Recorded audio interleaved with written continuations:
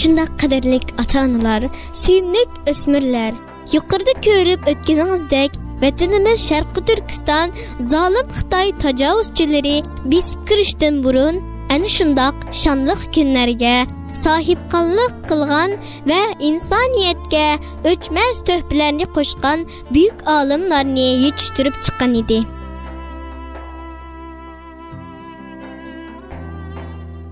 Ammo ming afsuski, Xitoy tajovuzchilari 1949-yili aziz vatanimizga besib kirgandan buyon go'zal yurtimiz qog'i quzg'unlarga makon bo'lib, zulmatli kunlarni beshidan o'tkazmoqda. Va aziz xalqimizning qon yoshlari hali ham oqmoqda.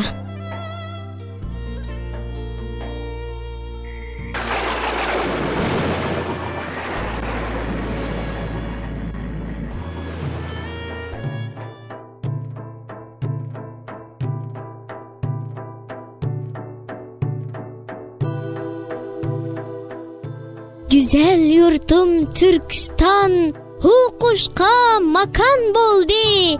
Chil bo'rilar ovlarda, tulkiga bayram bo'ldi.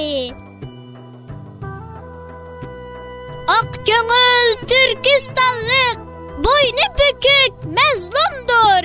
Men musulmon deganga ya qamoq ya o'limdir. Hibbatlik qiz cho'lkanlar dushmanlarga nishon bo'ldi. Mardona yigitga turmalar makon bo'ldi. Bu vaqtlar ko'z ochmayla qotilning qo'lida o'ldi.